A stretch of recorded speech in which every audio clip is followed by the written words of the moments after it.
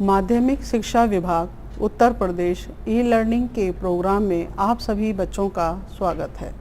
मैं राजेश्वरी चौहान महर्षि दयानंद विद्यापीठ intermediate college Govindpuram Ghaziabad से आज कक्षा 12 विषय नागरिक शास्त्र अध्याय 4 सत्ता के वैकल्पिक केंद्र भाग 2 में अध्ययन करेंगे।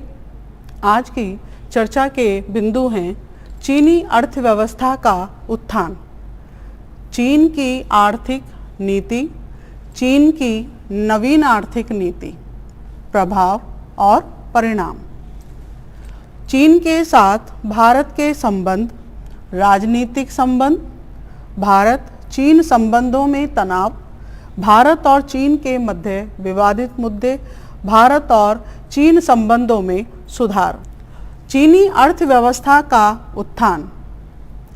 चीन की अर्थव्यवस्था के उत्थान में सहायक निम्न बिंदुओं ने सहयोग किया है, जिसमें 1970 में आर्थिक महाशक्ति के रूप में सफल होने के प्रयास जारी रहे, विशाल आबादी, विस्तृत भूभाग, प्राकृतिक संसाधनों की उपलब्धता, क्षेत्रीय स्थिति, राजनीतिक प्रभुत्व, विश्व प्रभुत्व बनने में सहायक बना रहता है।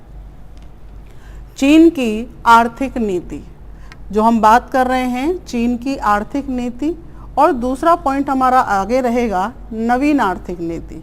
नवीन यानी जहां बदलाव किए गए चीन में, तो हम उनकी पुरानी आर्थिक नीति की चर्चा कर रहे हैं सोवियत मॉडल पर आधारित। सोवियत मॉडल माने सोवियत रूस में इस व्यवस्था को अपनाया गया था कि कृषि से प्राप्त उत्पाद और आय सरकारी नियंत्रण के द्वारा उद्योग लगाए गए। इन उद्योगों के माध्यम से जो भी आय प्राप्त हुई वह चीन की विदेशी मुद्रा भंडार के रूप में जानी गई। लेकिन इन सब का प्रयास सोवियत मॉडल पर ही काम करना था। सोवियत रूस ने इस मॉडल में चीनी अर्थव्यवस्था के लिए महत्वपूर्ण सहयोग किया। विदेशी मुद्रा का अभाव और आयातित वस्तुओं का निर्माण चीन में किया गया। विदेशी व्यापार में हिस्सा नगण्य होने के कारण विदेशी मुद्रा का अभाव हुआ। पर्याप्त पूंजी न होने के कारण आयातित वस्तुओं का निर्माण चीन ने घरेलू स्तर पर करना शुरू कर दिया था। औद्योगिक अर्थव्यवस्था का विकास। औद्योगिक अर्थव्यवस्था का अर्थ है कि चीन की सरकार ने अपनी अर्थव्यवस्था को मजबूत करने के लिए सारे उपलब्ध संसाधनों का प्रयोग किया। चीन के नागरिकों को रोजगार देने शुरू किए, स्वास्थ्य सेवाएं देनी शुरू की, शिक्षा व्यवस्था की सुविधा दी गई और समाज कल्याण की योजनाओं को शुरू किया गया। औद्योगिक व्यवस्था के अंतर्गत विकास की दर 5.6% थी, जबकि जनसंख्या की दर 2.3% रही। चीनी अर्थव्यवस्था ने अपनी आर्थिक नीतियों के अनुसार विकास ठीक कर रहे थे, लेकिन विशाल आबादी के कारण उनकी गति धीमी भी हो रही थी।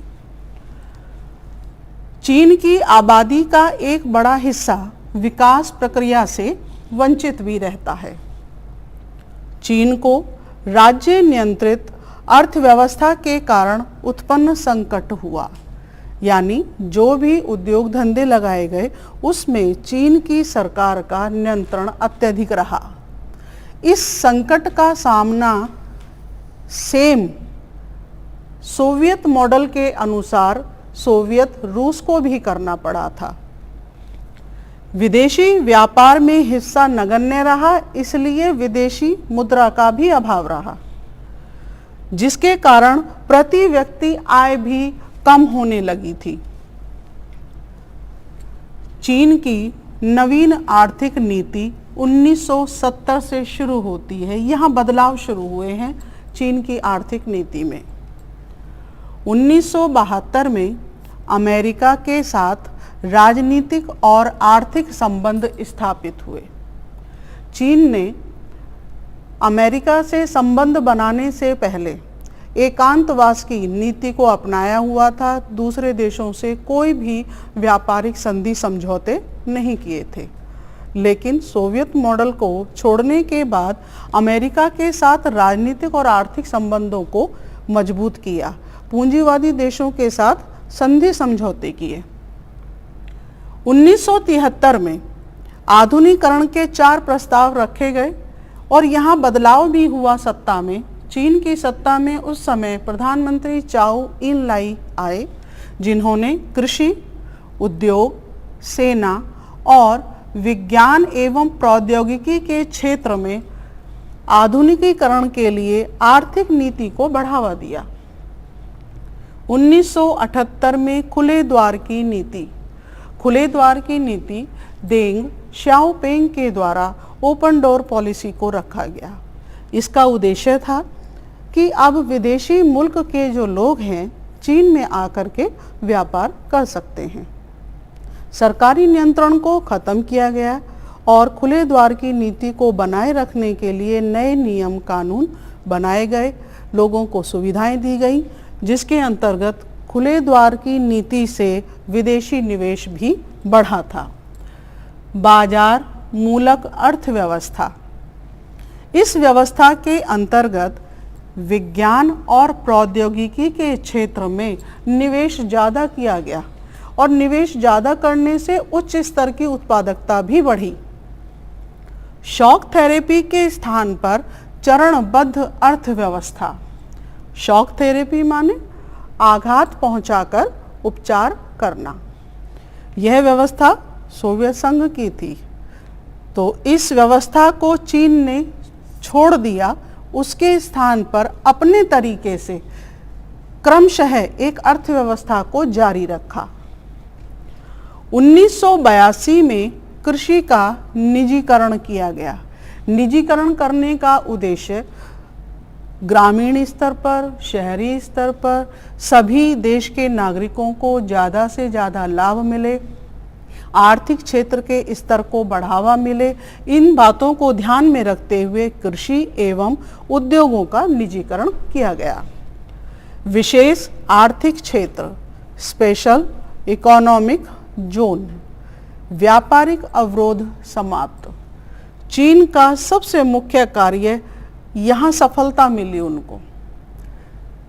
विशेष आर्थिक क्षेत्र के सदस्य बने, व्यापार करें, संबंध, सरकारी नियंत्रण कम रखे गए, व्यापारिक अवरोधों को समाप्त किया गया, जिसके कारण चीन की नवीन आर्थिक नीतियों का प्रभाव भी पड़ा।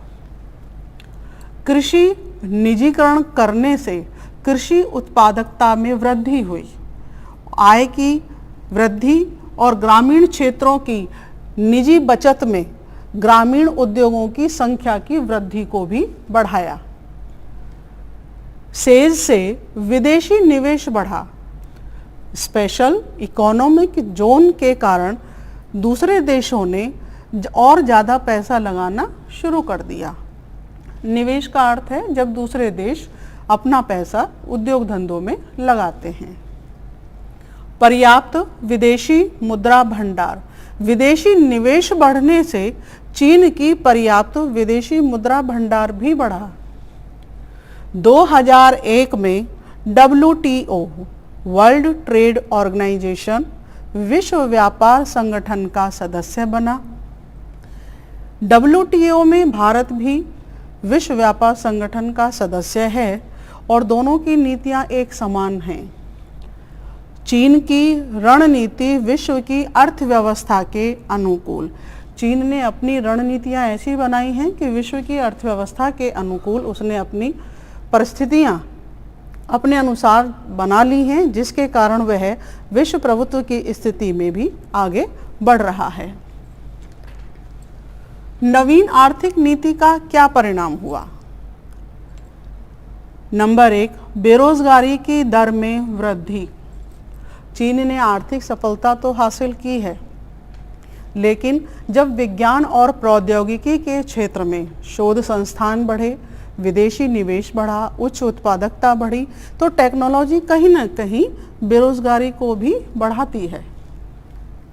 भ्रष्टाचार और पर्यावरण क्षरण की समस्या भी उत्पन्न हुई, क्योंकि जब उद्योग बढ़े उसके कारण पर्यावरण को भी नुकसान हुआ, पेड़ पौधे भी काटे गए, स्थानों को घेरा भी गया, उद्योग खड़े किए गए, इससे भ्रष्टाचार भी बढ़ा लोगों में।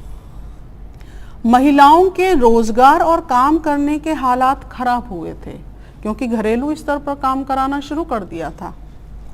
ग्रामीण एवं शहरी लोगों में आर्थिक विभेद, ग्रामीण एवं शहरी लोगों में, तटीय क्षेत्र के लोगों में और जो मुख्य भूमि के जो लोग थे उनमें आर्थिक अंतर किया जाने लगा। जापान, अमेरिका, आसियान और रूस के साथ व्यापारिक संबंध, ये वो 4 देश और संगठन हैं जिन्होंने चीन के साथ व्यापारिक मुद्दों पर विवाद होने के बावजूद भी उन्हें एक साइड में रख दिया है, क्योंकि व्यापारिक मुद्दे यदि इनके साथ बनाए रखने हैं तो उन्होंने अपने विवादित मुद्दों को भुलाया है। चीन और ताइवान के बीच मतभेद, चीन और ताइवान के बीच में मतभेद आज भी हैं। और जब हम बात कर रहे हैं 1978-1970 के आसपास की नीति के बारे में, तो यह तब भी ऐसी ही स्थिति बनी हुई थी। चीन द्वारा आसियान देशों को आर्थिक मदद, 1997 में आसियान देशों के सामने जब वित्तीय संकट आया तो चीन के द्वारा जबरदस्त सहयोग किया गया और यहाँ पर चीन ने विकासशील देशों में विदेशी निवेश भी किया। उदाहरण के लिए लैटिन अमेरिका और अफ्रीका में चीन द्वारा निवेश होना शुरू हो गया था और ये स्थिति इसको एक मजबूत राजनीतिक मंच देती है। चीन के साथ भारत के संबंध, तो फर्स्ट पॉइंट है पंचशील समझौता। यदि हम बात करें कि चीन और भारत के जो संबंध हैं, भारत में अंग्रेज़ों के आने से पहले भी सामान्य और मधुर संबंध रहे हैं, उनके जाने के बाद स्थिति और तनाव भी शुरू हुए हैं। सन 1954 में पंचशील समझौता किया गया, जिसमें क्षेत्रीय अखंडता को, संप्रभुता को ध्यान में रखा गया, शांतिपूर्ण सह अस्तित्व की बात को ध्यान में रखा गया, सहयोग की भावना से काम करेंगे, ऐसा उनमें संबंध और विचार संधि समझौते किए गए थे। लेकिन 1962 में भारत चीन युद्ध हुआ। भारत और चीन के बीच में युद्ध होने पर भारत की सैनिक पराजय हुई और इस युद्ध का लंबे समय तक प्रभाव उनके संबंधों पर पड़ा। सन 1976 तक कूटनीतिक संबंध स्थगित रहे, यानी इन दोनों देशों के बीच में कोई भी राजनीतिक संबंध नहीं रहे। 1970 के दशक में भारत और चीन के संबंध में सुधार आया, क्योंकि चीन की सत्ता में परिवर्तन हुआ था। इस समय चीन के प्रधानमंत्री चाउ इन लाई को बनाया गया था। 1981 में सीमा विवाद समाप्त करने हेतु वार्ताओं की श्रृंखला शुरू हुई। 1988 के आसपास पूर्व प्रधानमंत्री राजीव गांधी जी के द्वारा भी वार्ताओं को शुरू किया गया था। बीजिंग और दिल्ली के बीच में विदेश मंत्रियों का भी आना जाना और बैठक शुरू हुई। भारत और चीन एशिया की अर्थव्यवस्था और राजनीति में महत्वपूर्ण भूमिका रखते हैं, क्योंकि दोनों ही देश अपने को विश्व की राजनीति में प्रमुख मानते हैं। भारत के चीन संबंधों में तनाव के क्या कारण हैं? 1950 में चीन द्वारा तिब्बत पर अधिकार करना, चीन ने अपना कब्जा दिखाया तिब्बत पर, यह एक तनाव का कारण है। लेकिन तिब्बत के धार्मिक गुरु दलाई लामा को भारत में शरण देना भारत की ओर से चीन के लिए और ज़्यादा तनाव को बढ़ा दिया। भारत चीन सीमा पर बस्तियां बनाने का प्रयास, समय समय पर सीमा विवाद पैदा करना, बस्तियां बना देना, ये इनके तनाव का कारण बना है। वर्तमान समय में भी चीन सीमा विवाद पर बस्तियां बनाना, टेंट लगाना, गलवान घाटी की समस्या उपस्थित हो रही है। 1962 में भारत चीन युद्ध हुआ। ये इनके तनाव का कारण दीर्घकालिक तक प्रभाव पड़ा और इनका प्रभाव हमारे अन्य संबंधों पर भी पड़ा, जिससे तनाव पैदा हुए। अरुणाचल प्रदेश के कुछ क्षेत्र, जिन क्षेत्रों पर चीन अपना कब्जा दिखाता है, लद्दाख के अक्साई चीन क्षेत्र पर दोनों देशों के स्वामित्व का दावा। दोनों ही देश इन क्षेत्रों पर अपने स्वामित्व को बताते हैं, जिसके कारण भारत और चीन के मध्य विवादित मुद्दे होते हैं। इनके बीच तनाव का कारण दो और भी हैं और वो व्यवस्थाओं से संबंधित हैं। चीन की व्यवस्था साम्यवादी है, भारत की व्यवस्था लोकतांत्रिक है। चीन में शांतिपूर्ण सहअस्तित्व की भावना से सहयोग करने पर कार्य करता है, जबकि चीन में साम्राज्यवादी विस्तारवादी नीति को अपनाता है। चीन के माओ का तो ये कहना है कि जो शक्ति निकलती है वो बंदूक की नली से निकलती है, जबकि भारत जो है सहयोग की नीति पर कार्य करता है। तो ये सोच, उनकी व्यवस्थाएं और शासन प्रणाली भी अंतर पैदा करती हैं, तनाव का कारण बनती हैं, जिससे हमारे बीच में विवादित मुद्दे भी पैदा हुए हैं। सन 1998 में भारत द्वारा परमाणु हथियार परीक्षण से चीन को खतरा। सन 1998 में भारत ने अपने परमाणु परीक्षण किए थे, जिससे पड़ोसी देशों को भी इसका खतरा महसूस हुआ, उसमें चीन भी है हमारा। पाकिस्तान के परमाणु हथियार कार्यक्रम में चीन के द्वारा सहायता किया जाना। पाकिस्तान का परमाणु हथियार कार्यक्रम, जिस समय भारत में परमाणु हथियार परीक्षण हुए उसके कुछ ही समय बाद पाकिस्तान ने भी किए, जिसमें चीन का समर्थन, सहयोग रहा। चीन ने उसको आर्थिक मदद भी दी। बांग्लादेश और म्यांमार से चीन के सैनिक संबंध भारतीय हितों के विरुद्ध। चीन बांग्लादेश के नागरिकों से घुसपैठ कराना, संबंध स्थापित करना, सैनिक सहायता, आर्थिक सहायता के आधार पर कार्य करता है, जो भारतीय हितों के खिलाफ जाता है। अब हम बात करेंगे भारत चीन संबंधों में सुधार। सांस्कृतिक संबंध एवं विज्ञान प्रौद्योगिकी के क्षेत्र में परस्पर सहयोग। भारत और चीन के संबंधों में सांस्कृतिक संबंधों ने अपना विशेष योगदान किया। विज्ञान और प्रौद्योगिकी अर्थात तकनीकी के क्षेत्र में दोनों देशों के बीच में संधि समझौतों के आधार पर सहयोग को बढ़ाया गया है। व्यापार को बढ़ावा। भारत और चीन के बीच सन 1999 से करीब 33 करोड़ व्यापार बढ़ा है, लेकिन 2017 से 84 अरब डॉलर का व्यापार हुआ है।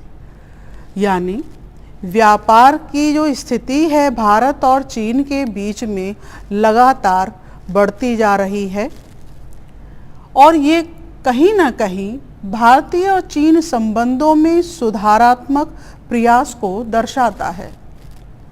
शांति एवं सहयोग की भावना से काम करता है। भारत और चीन देशों ने अपने संबंधों में सुधार करने के लिए शांतिपूर्ण समझौते किए हैं, संधि पर हस्ताक्षर किए हैं, सहयोगपूर्ण रवैया भी अपनाया है और अपनी समय समय पर वार्ताएं भी की गई हैं। भारत और चीन विश्व व्यापार संगठन के सदस्य भी हैं। सन 2001 में चीन विश्व व्यापार संगठन का सदस्य बना। दोनों ही देश विश्व व्यापार संगठन के अंतर्गत अंतर्राष्ट्रीय व्यापार संगठनों में महत्वपूर्ण भूमिका अदा करते हैं। दोनों देशों की नीति भी एक जैसी ही है। दोनों ही देश अपनी राजनीतिक वर्चस्व को भी रखते हैं और संयुक्त राष्ट्र संघ के अंतर्गत भी दोनों देश अपनी सदस्यता ग्रहण किए हुए हैं। जबकि चीन स्थायी देश है, विकासशील देश है, लेकिन दोनों के संबंध अच्छे हैं। परिवहन एवं संचार मार्गों में वृद्धि। भारत और चीन ने अपने परिवहन स्थिति को अच्छा किया है, संचार मार्गों को बढ़ाया है। सड़क मार्गों का निर्माण, दोनों देशों के बीच में आवागमन की सुविधाओं को रखना, जिससे दोनों के संबंधों में सुधारों को और बढ़ाया जा सके, व्यापार को बढ़ाया जा सके, दोनों के बीच में सांस्कृतिक संबंधों को और मजबूती प्रदान की जा सके। विदेशों में ऊर्जा सौदा हासिल करने का मसला। विदेशों में ऊर्जा सौदा हासिल करने का मसला भले ही ये एक विवादित मुद्दे के रूप में सामने आया, लेकिन भारत और चीन दोनों ने मिलकर के कभी भी इस मुद्दे को विवादित मुद्दा बनने नहीं दिया। नेक्स्ट पॉइंट है समान आर्थिक हित, अर्थात भारत और चीन के संबंध आर्थिक हित समान हैं। दोनों ही देशों की राष्ट्रीय सुरक्षा हित तथा एक जैसे वैश्विक सरोकार के कारण सकारात्मक संबंध हैं। वैश्विक स्तर पर दोनों की आर्थिक नीति एक समान है, इसलिए दोनों के विचार भी सकारात्मक हैं, संबंध भी सकारात्मक हैं। सीमा विवाद सुलझाने की बातचीत तथा सैन्य स्तर पर सहयोग का कार्यक्रम जारी है। समय समय पर जब कभी तनाव हुए या विवादित मुद्दों ने जन्म लिया, भारत और चीन ने मिलकर के वार्तालाप के माध्यम से सैन्य स्तर पर सहयोग जारी रखा, चाहे वो सीमा विवाद हो या अन्य कोई भी समस्या। वर्तमान समय में भी सीमा विवाद को लेकर के समस्याएं चल रही हैं, लेकिन उन्हें भी एक वार्तालाप के माध्यम से सकारात्मक बनाने पर जोर दिया गया है। चीन और भारत के नेता एवं अधिकारियों का दिल्ली और बीजिंग का दौरा। चीन और भारत ने समय समय पर अपने नेताओं के माध्यम से, अपने अधिकारी विदेश मंत्रियों के द्वारा दिल्ली और बीजिंग में यात्राओं का आना जाना रखा है, आए हैं, बैठकें हुई हैं, आपस में विचार विमर्श हुए हैं, जिससे इन सुधारों को और बेहतर किया जा सके। समय समय पर होने वाले शिखर सम्मेलन में अधिकारियों का और नेतागण का सम्मेलन में आना सुधारात्मक प्रयास है। दोनों देशों के बीच रिश्ते और मजबूत हुए हैं। दोनों देशों के बीच रिश्ते और मजबूत हुए हैं, उसका आधार अधिकारी और नेताओं का वार्तालाप का होना है। 2014 में चीन प्रधानमंत्री शी जिनपिंग की भारत यात्रा हुई। शी जिनपिंग की भारत यात्रा के समय आर्थिक मुद्दों पर वार्तालाप हुआ, समझौते हुए और अपनी वार्तालाप को सकारात्मक ही रखा, जिससे दोनों देशों के बीच में संबंध मजबूत बनाए जा सके।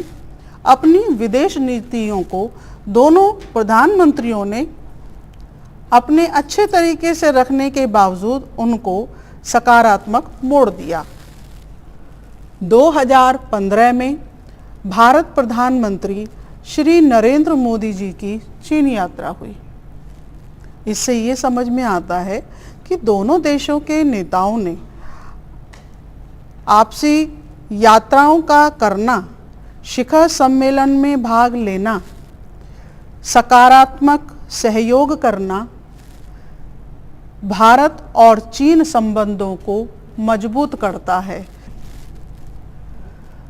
बच्चों, ये गृह कार्य दिया गया है आपको, महत्वपूर्ण प्रश्न है। चीन की अर्थव्यवस्था है और नियंत्रित अर्थव्यवस्था किस तरीके से भिन्न है। तो इस प्रश्न में आप पहले चीन की अर्थव्यवस्था जो वर्तमान समय में नवीन आर्थिक नीति का उल्लेख करेंगे, जिसमें जैसे आप बता सकते हैं खुले द्वार की नीति, बाजार मूलक अर्थव्यवस्था। सोवियत संघ को छोड़ने के बाद में उन्होंने नए नीतियों को अपनाया। तो पहले आप इस आधे क्वेश्चन में वर्तमान चीनी अर्थव्यवस्था का उल्लेख करेंगे और नियंत्रित अर्थव्यवस्था से किस तरीके से अलग है। सोवियत मॉडल के आधार पर जिन प्रश्नों को, जिन नीतियों को, जिन प्रभावों को रखा गया है, इस आधे प्रश्न में उन व्यवस्थाओं का उल्लेख करेंगे। दूसरा प्रश्न है, भारत और चीन के बीच विवाद के मामलों की पहचान करें। आपको भारत और चीन के बीच ऐसे कौन से मुद्दे हैं जो बीच में विवाद हुए हैं, चाहे वो सीमा विवाद हो सकता है, सैन्य विवाद हो सकता है, या आर्थिक व्यापार गतिविधियों से संबंधित हैं। ये आप पूरी स्लाइड्स को सुनेंगे, समझेंगे, उसी के आधार पर उन विवाद के मामलों की पहचान करेंगे। बेहतर सहयोग के लिए इन्हें कैसे निपटाया जा सकता है। जो भी सीमा विवाद हैं भारत और चीन के बीच में या समस्याएं हैं, उन्हें कैसे निपटाएं, इसमें आप अपने भी सुझाव दे सकते हैं।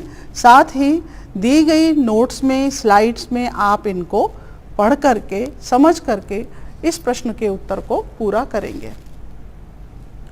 थर्ड क्वेश्चन है, चीन की नवीन आर्थिक नीति। चीन ने जो नवीन आर्थिक नीति 1970 के बाद अपनाई, उस नीति में चीन की जनता पर, वहाँ व्यवस्था, आर्थिक आधार पर, बाजार की व्यवस्था पर, देश के नागरिकों पर उसका क्या प्रभाव पड़ा। तो नवीन आर्थिक नीति के कारण विश्लेषकों के अनुसार चीन की आर्थिक स्थिति और मजबूत होगी, आर्थिक महाशक्ति के रूप में निखर के आएगा चीन, और 2040 के अनुसार वह एक आर्थिक महाशक्ति और विश्व प्रभुत्व की स्थिति में रहेगा। यह उन परिणामों के आधार पर ही आपको व्याख्या करनी है। तो ये जो तीनों प्रश्न दिए हैं आपके लॉन्ग क्वेश्चन हैं। दोनों वीडियो में आपको यूरोपीय संघ और आसियान जैसे क्षेत्रीय संगठनों के बारे में बताया गया। दूसरी वीडियो में आपको भारत और चीन के संबंध कैसे हैं, दूसरा चीन की अर्थव्यवस्था का उत्थान कैसे हुआ और नवीन आर्थिक नीति के परिणाम और प्रभाव बताए गए हैं। धन्यवाद।